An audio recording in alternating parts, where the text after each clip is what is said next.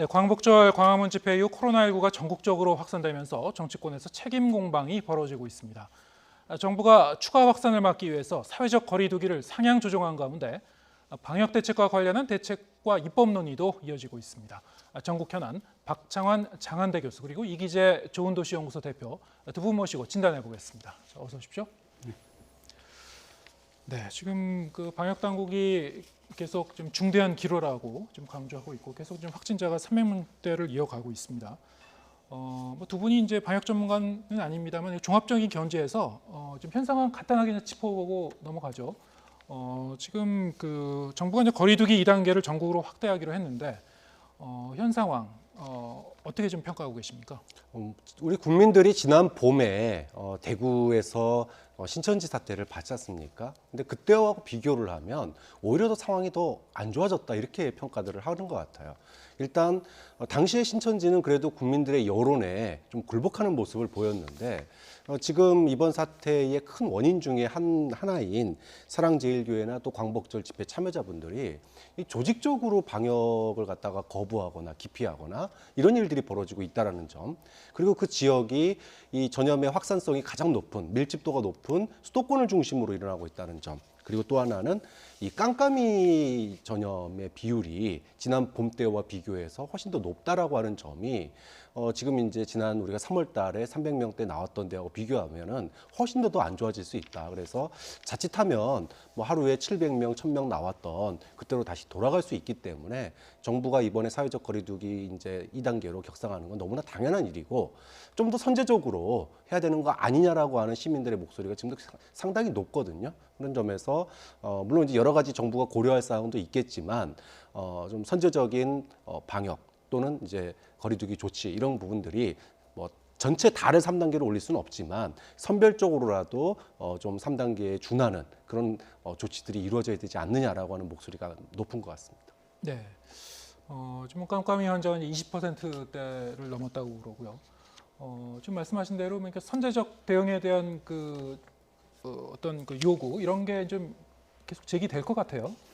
그러니까요. 이제 지금 뭐 감염류 환자가 너무 늘어나고 있고 아까 예. 말씀하셨듯이 이게 뭐 감염원을 확인할 수 없는 퍼센트가 계속 올라가다 보니까 이게 아주 급속도로 확산될 것 같다는 판단하에서 이제 월요일부터 이제 2단계를 전국으로 이제 격상시키는데 지금 벌써 3단계 얘기가 나오고 있지 않습니까? 그런데 사실 2단계와 3단계는 어마어마한 차이가 있습니다. 그렇죠. 그래서 예. 3단계로 간다는 거는 전국의 모든 학교가 실질적으로 이제 휴업 상태가 되는 것이고 휴학 상태가 되는 것이고 그리고 특히 이제 기업 활동 같은 경우가 급격하게 이제 그러니까 재택근무로 다 전환을 하면서 필수 외에는 이제 기업에 이제 가지를 않는 일터를 가지 않는 이런 현상이 발생하기 때문에 이거는 우리 경제에 미치는 영향이 대단히 크다. 그래서 이건 굉장히 신중해야 된다고 판단하고 있습니다. 그래서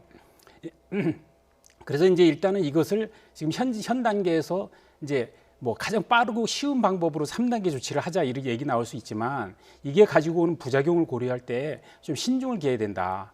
특히 이번에 이제 2단계 조치를 하면서도 아직도 그 2단계 조치를 제대로 이행하지 않는 경우가 많이 나타나고 있거든요. 예. 그런 부분부터 강화해야 된다 이렇게 생각합니다. 예. 네. 뭐 정부 입장에서도 지금 상당히 좀 그 고민이 이제 계속 될 것 같고요. 이번 달 말까지 이제 상황을 이제 지켜보면서 3단계까지 갈 건지 이제 검토를 할 것 같은데 이거 뭐 지켜봐야 될 것 같고요. 이제 코로나19가 이렇게 수도권을 중심으로 이제 연일 확산세를 보이면서 정치권에서는 이제 며칠째 책임 공방을 주고받고 있어요. 여야 입장 먼저 듣고 얘기 이어가겠습니다. 강원 집회의 책임을 부인하는 통합당과 보수 언론, 일부 교회의 행동은 참으로 이해할 수가 없습니다.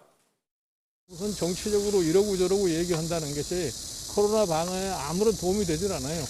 그런데 뭐 일부에서는 이걸 갖다 무슨 정치적인 쟁점으로다가 이용하려고 하는 그런 모습을 보이니까 제가 보기에는 참 우리 정치가 참 서글픈 정치를 하고 있지 않나.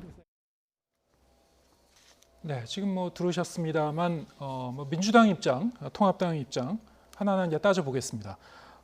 여권에서는 이른바 이제 통합당 그 방조 책임론 이제 주장하고 있는 거죠. 보수 강경 세력 집회가 열렸는데 여기에 대해서 통합당이 별 대응을 하지 않아서 이렇게 사태를 키운 거 아니냐, 뭐 이런 주장입니다. 자, 여기 대해서 어떻게 보셨습니까? 근데 최근에 이제 그 포털의 인기 검색어에 보면 광복절 집회를 허가해준 사법부, 특히 그 판사에 대한 굉장한 국민들의 항의가 굉장히 넘쳐나는 걸 볼 수 있습니다. 그건 무슨 얘기냐면 결과적으로 이렇게 확산이 됐기 때문에 사법부를 비판하는 게 아니에요. 광복절 집회를 통해서 전염병이 확산될 가능성이 매우 높다라고 많은 국민들이 우려를 했고, 그것 때문에 집회를 허가해서는 안 된다라고 하는 여론이 높았음에도 불구하고 집회가 허가가 나는 바람에 이런 일이 벌어졌기 때문에 20만이 넘는 청원이 이제 나왔던 거거든요. 이게 국회에서도 똑같이 있었던 일입니다. 여당이 이 광복절 집회를 앞두고 통합당에게 부탁을 했어요. 뭐라고 얘기를 했냐면, 이번 광복절 집회를 통해서 전염병이 확산될 가능성이 매우 높다. 그러니 지금 이 집회 참석자들이 우리 말을 안 들으니까 통합당이 좀 나서서 좀 자제를 촉구해 달라, 이렇게 요구를 했었어요.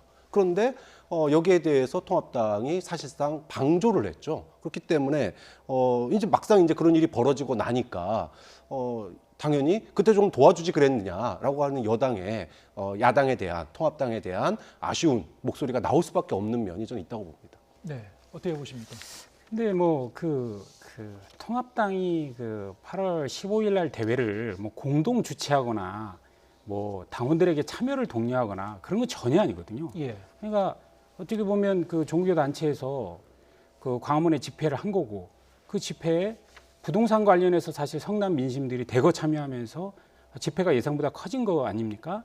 그런 차원에서 사실 통합당이 그에 대해 책임질 이유는 전혀 없죠. 왜냐하면 통합당이 그 당원들을 동원했다면 그건 문제가 되겠지만, 그래서 저는 이제 지금 현재 그 책임론 공방 자체를 보면서 이게 단순하게 이제 통합당의 문제니 이게 뭐 민주당의 문제니 이게 아니라 정치권이 너무 이걸 정치 쟁점화하고 상호 비판으로 이걸 이용하고 있다, 이렇게 볼 수가 있을 것 같습니다. 왜냐하면은 사실 사랑제일교회도 문제가 많죠. 그걸 부인할 수는 없잖아요. 예를 들어서 지금 코로나가 이제 확산되고 있는 상황에서 교회에서 확진자가 나왔음에도 불구하고 대중 집회를 강행했기 때문에 그 자체가 문제고, 또 이제 그 통합당에서 주장하는 바와 같이 이게 그 휴가철에 대규모로 이게 확산될 조짐을 안고 있음에도 불구하고 민주당에서 이것을 경제 활성화라는 측면에서 소비 쿠폰을 이렇게 발행하면서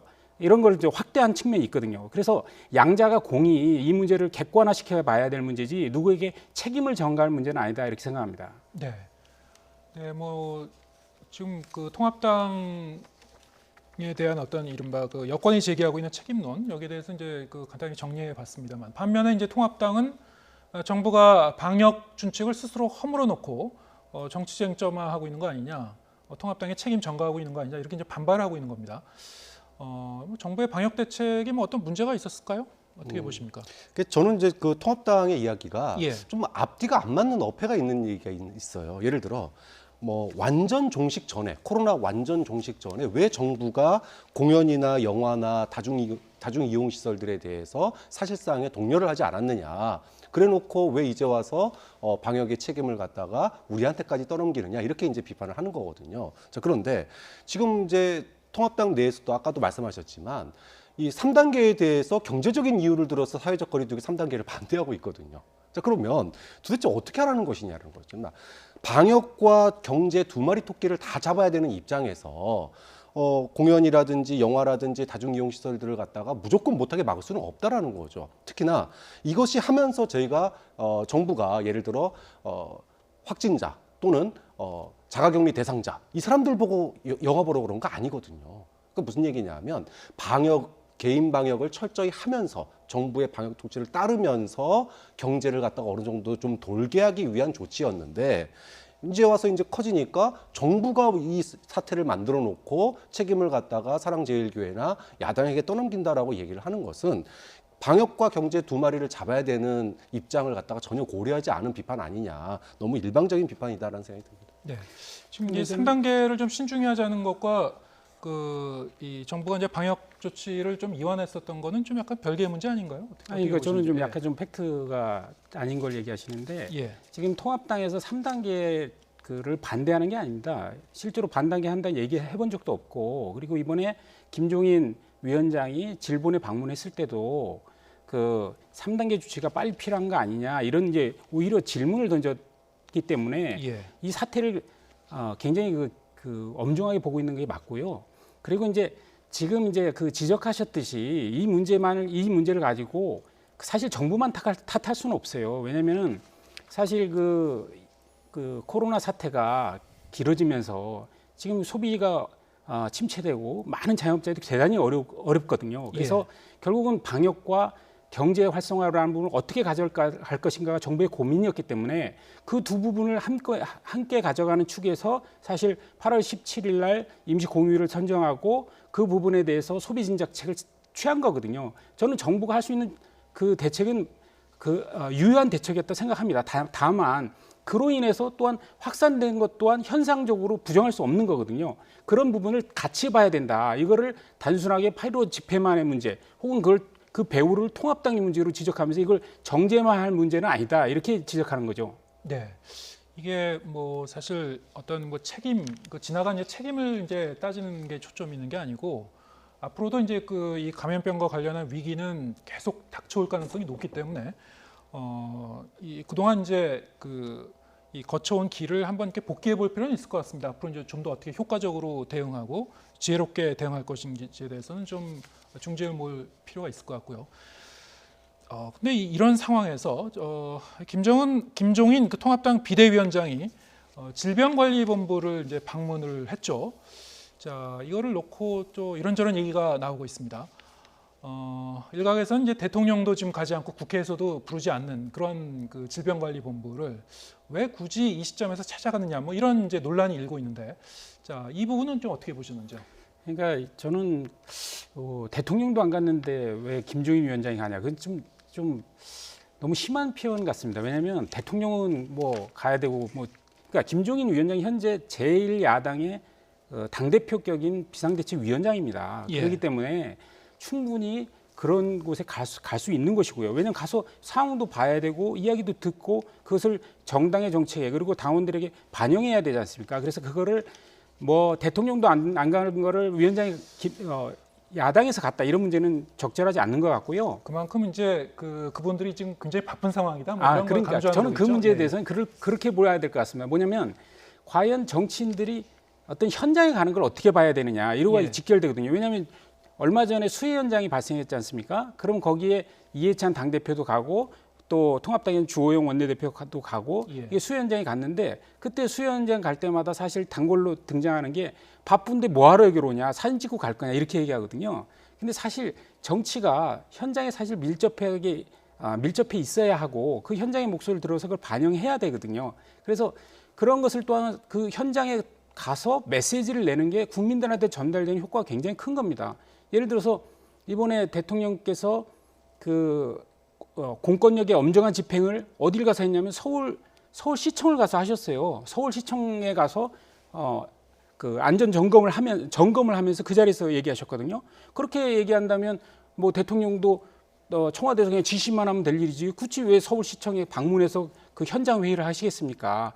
다 그런 것들이 현장에 가는 것이 그 장소에 따른 대국민 메시지의 전달 효과가 있기 때문에 그런 거기 때문에 이거를 정치적으로 그거를 뭐 공세로 필 문제가 아니다. 이건 여야 한꺼번에 여야 모두가 어떤 자기의 메시지를 파급하기 위한 방법을 이란 차원에서 이해해야지 이걸 상대방을 공격하기 위한 도구로 사용해서는 안 된다 이런 생각합니다. 네, 저도 김종인 위원장이 질병관리본부를 방문했다고 그래서 왜 대통령도 안 가는데 야당 대표가 가느냐 이런 얘기는 맞지 않다고 봐요. 충분히 갈 수 있다고 봅니다. 그런데 문제는 정작 통합당이 해야 될 일을 안 하면서 거기 간다는 건 문제라고 생각해요. 뭐냐 하면 지금 아까 제가 광복절 집회 전에 좀 야당이 나서서 좀 자제를 촉구해달라고 민주당이 얘기했었다라고 그랬지 않습니까? 지금도 똑같은 일이 벌어지고 있어요. 지금 무슨 일이 벌어지냐면 이 광복절 집회 참여자들이 명단이라든지 뭐 이런 걸 전혀 제출하지 않고 있고 또 그걸 숨기고 있단 말이에요. 자, 그러면 이 사람들이 숨기는 이유가 뭐냐 하면 여당이나 정부나 여당을 믿지 못하겠다는 겁니다. 우리를 갖다 정치적으로 탄압한다는 거예요. 그러니까 아무리 여당이 정부가 제발 명단 제출해 주시고 검사 받으세요라고 말을 안 듣으니까 지금 여당이 야당에게 부탁을 하는 겁니다.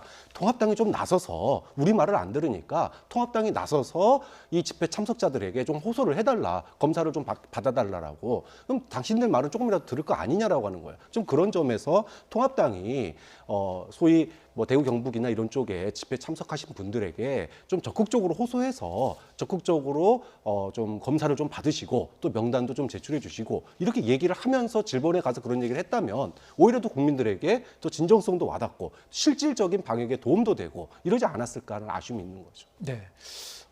이번에 이제 그 정경 본부장을 이제 만난 자리에서 김정인 그 위원장이 국가보건안전부 만들겠다 뭐 이런 얘기도 했죠.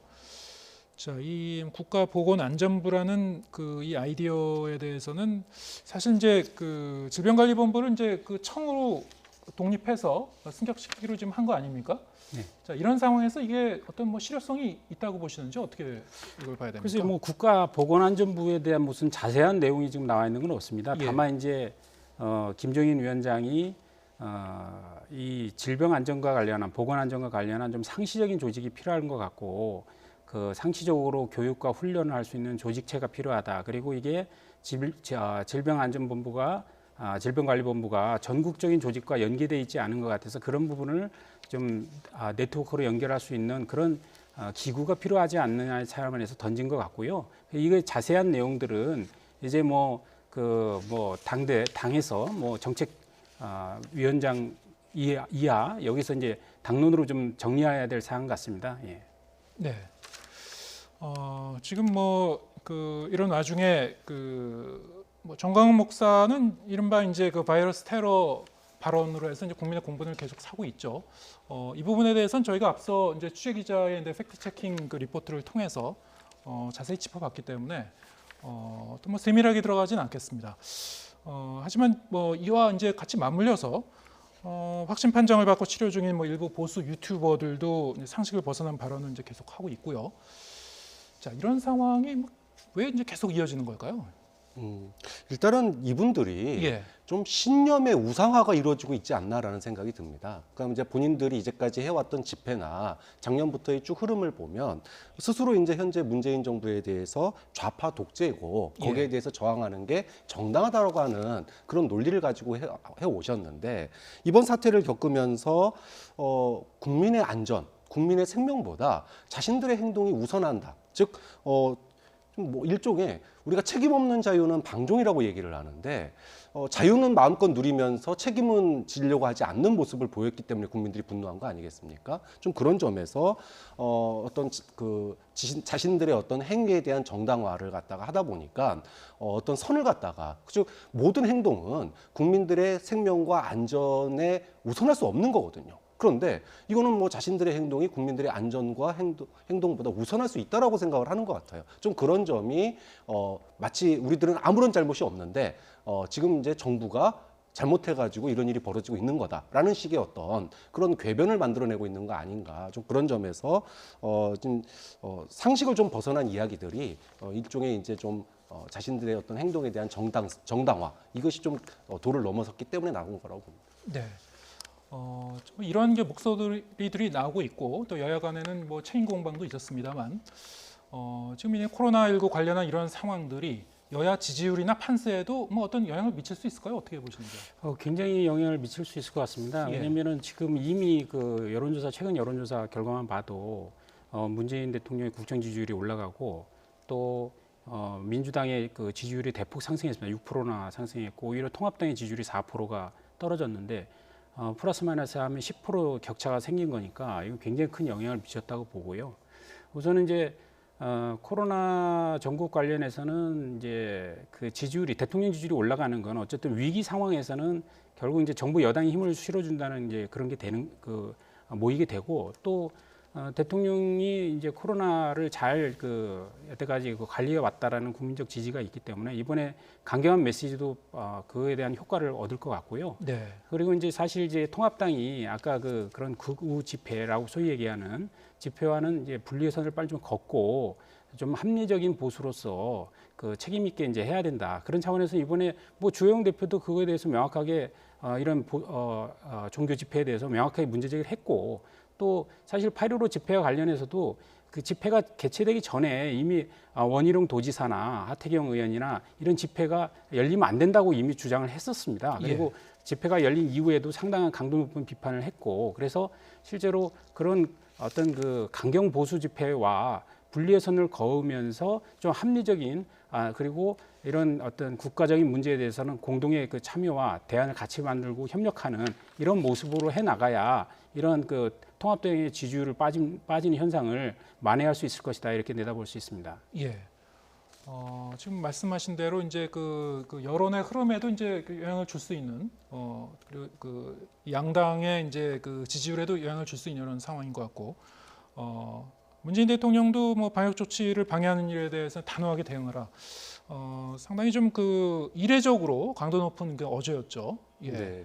대통령이 엄단을 촉구하는 게 별로 그렇게 많지는 않은 사례인데 예. 최근의 상황은 그런 얘기가 나올 수밖에 없는 상황이죠.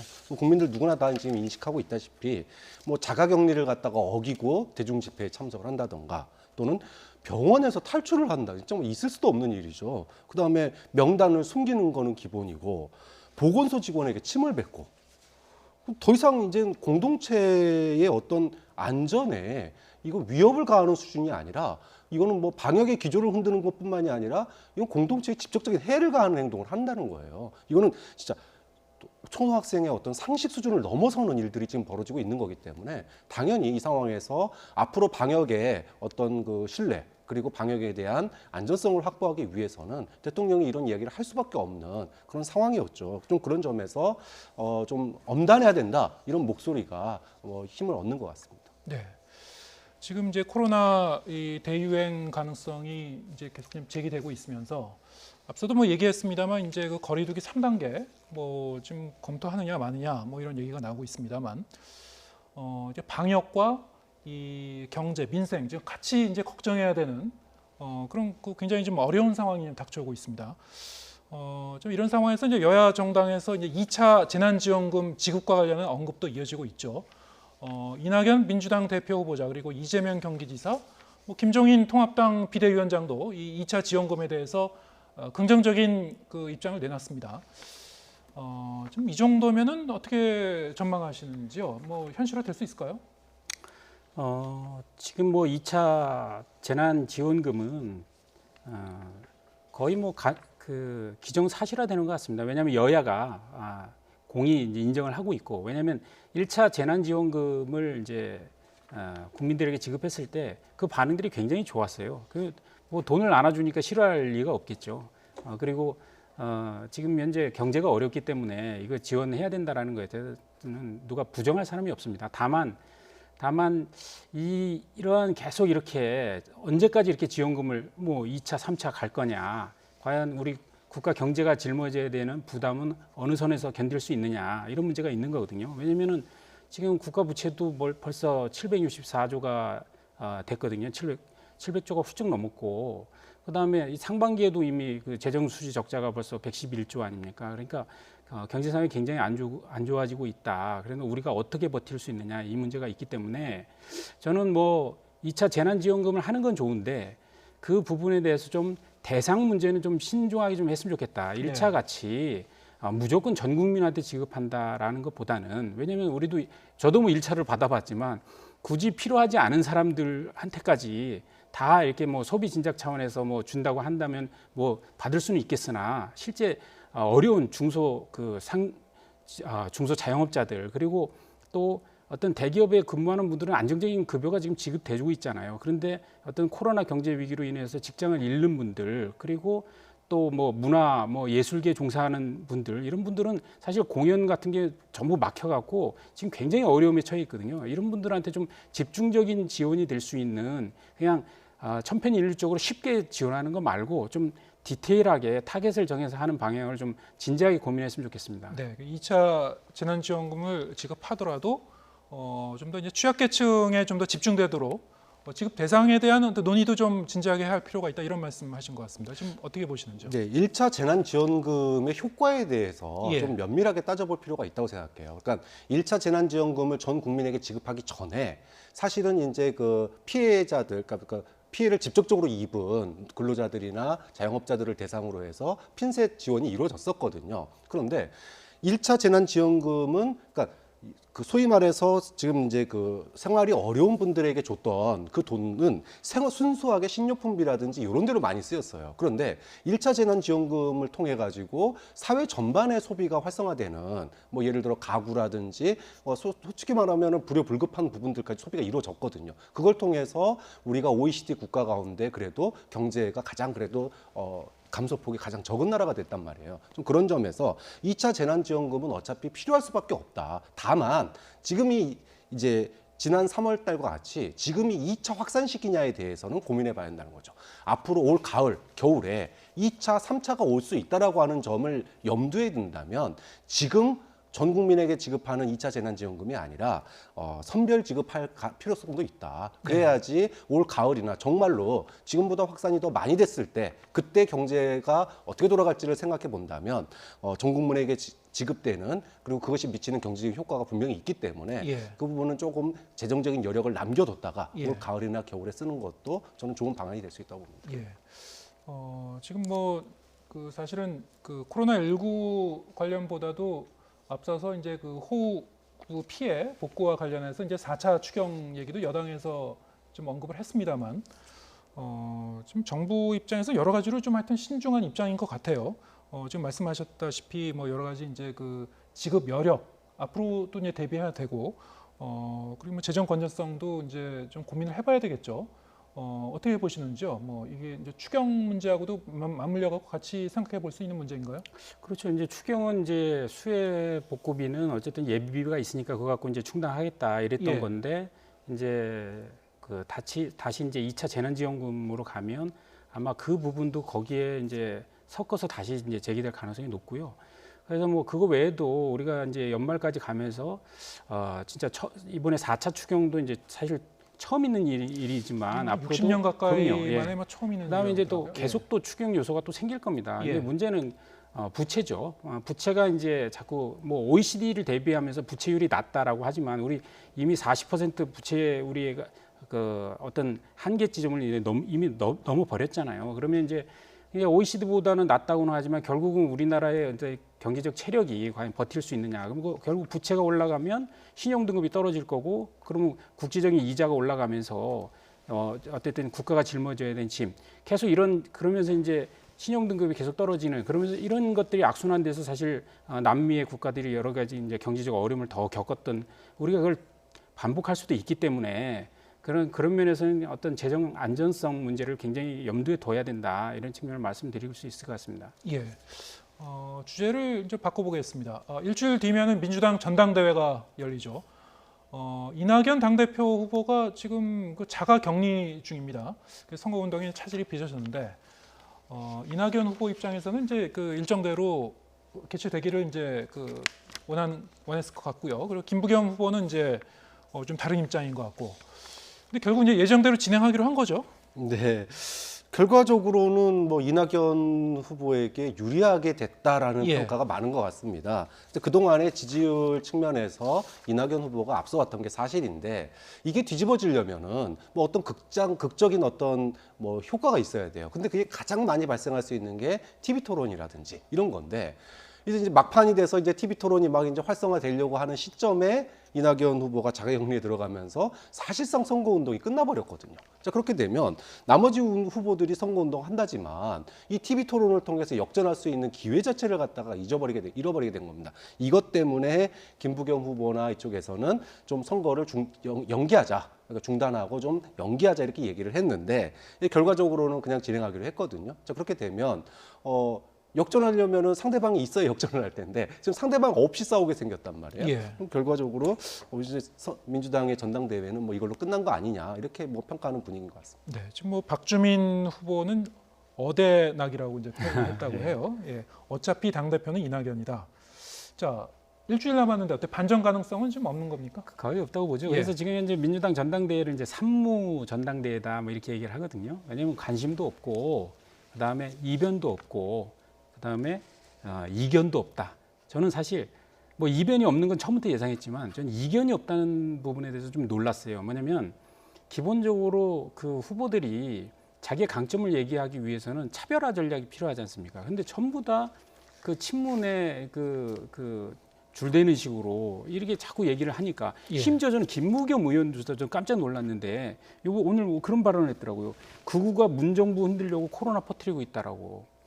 그래서 이게 과연 그 합리적으로 얘기했던 김부겸 그 의원 이번에 이제 당대표 후보로 나왔던 분의 발언이냐.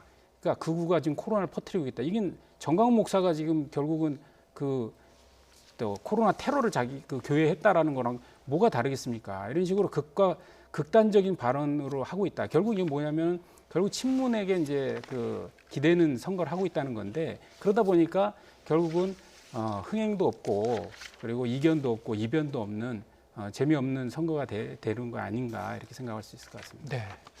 자, 그런가 하면 이제 미래통합당은 이른바 이제 호남 구애 행보를 이어가고 있죠. 김종인 비대위원장이 이제 광주 5.18 묘역 찾아서 이 무릎 사과하는 그 모습 사진으로도 이제 보셨을 겁니다. 또 그런가 하면 이제 또 호남 지역 인사 비례대표 우선 추천제 뭐 여러 구상을 밝혔습니다. 자, 1년의 이런 행보죠. 어떻게 평가하고 계십니까? 뭐 저는 통합당이 한 일 중에 가장 잘한 일 중에 하나라고 평가하고 싶습니다. 예. 이제 사실 통합당이 호남의 벽을 깨려면 굉장히 노력해야 돼요. 이거 한번 무릎 꿇었다고 해서 되는 일이 아닙니다. 민주당이 TK나 PK의 벽을 뚫기 위해서 과거 진짜 바보 노무현 소리를 들을 때부터 시작해서 수십 년 동안의 노력 끝에 PK에서 TK에서 의석을 차지한 거거든요. 그런데 당대표가 무릎 한번 꿇었다고 해서 호남이 뚫릴 거라고 생각하지는 않아요. 그렇지만 이런 마음 자세를 가지고 지역주의의 벽 그리고 5.18이라고 하는 그 호남 민심이 가지고 있는 그런 그 가장 아픈 부위에 대해서 끊임없이 진정성 있는 사과를 계속하고 노력을 해야지 이제 시작이다. 이걸로 끝나는 게 아니라 무릎 한번 꿇었다고 끝나는 게 아니라 정말로 진정성이 변하지 않는다라는 걸 김종인 대표 한 사람이 아닙니다. 나중에 비대위원장뿐만이 아니라 그 뒤에 정식으로 대표되시는 분들, 그 뒤에 분들 우리가 일본과의 관계에서 과거에 야당 출신 총리 한 분이 위안부 문제라든지 여기에 대해서 사후제를 했어요. 그런데 총리 바뀌고 나서 어떻게 됐죠? 정권 바뀌고 나서 어떻게 됐습니까? 다시 돌아갔습니다. 그러면 통합당이 이번에 김종인 대표 한 분만 이렇게 했는데 앞으로도 계속 그럴 수 있느냐?